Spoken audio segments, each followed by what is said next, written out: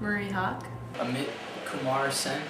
My name is Meredith Cloud. Errol Ebanks. Andrea Sanchez Sarmiento. Hi. My name is Sam, and last name is Gachahi.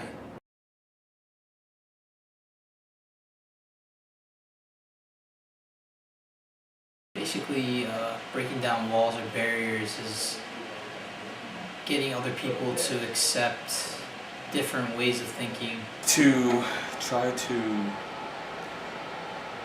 go for a dream even though... Like if you're pregnant, sometimes getting a job is quite difficult because nobody wants to hire you while you're pregnant. They never really help someone, and they see someone on the street who needs help. You're breaking down your own wall. That's personal from a personal point of view. Well, it depends on the context that you're using it. Either I would think it has to do with construction and or raising property, or if you're using it more in the terms of political, gender, that kind of thing, I would imagine that the easiest way to say would be bringing about change.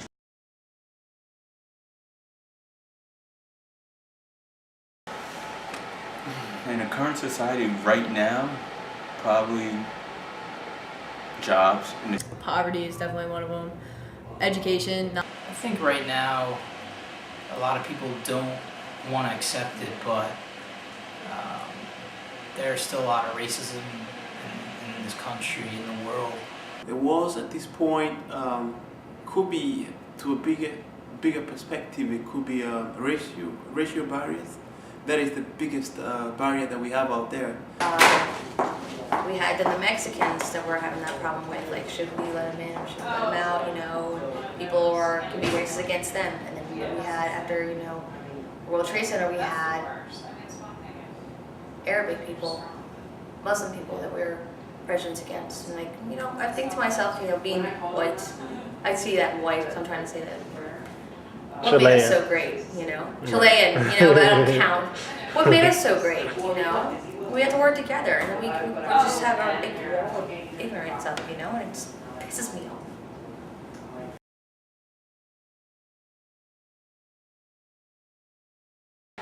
Government. I think the government has a way where they signify who gets what and who should be here while some people are here. Really don't pay attention to people that don't have money. They think that people that don't have money are uneducated or they don't know anything, and that's wrong. I think that Parents have become less responsible for their children's actions. Or afraid of other people, or preconceptions affect how they feel about other groups. Like if you're raised in a household, for instance, in the South, in a white family, and this is obviously a stereotype of white Southerners, but you know, you might have somebody that just doesn't like black people because that's the way the family was raised, or just, you know, because somebody's afraid. Fear. Those walls are put up by fear. And that fear, when someone is fearful of something, they feed on someone else's fear. And who feeds on someone else, and it becomes this huge mass of just like fear, which turns into ignorance. You know, narrow-mindedness is what my dad liked to call it, narrow-mindedness. Like the blindfold right here. And so therefore it just grows. And that's how the walls get there. You know? I mean, you can say, oh, people are being jerks, people are being a-holes. That's all started by fear.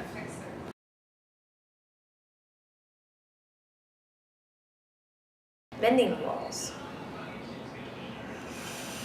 Mending walls. What does mending walls mean? Repairing damage.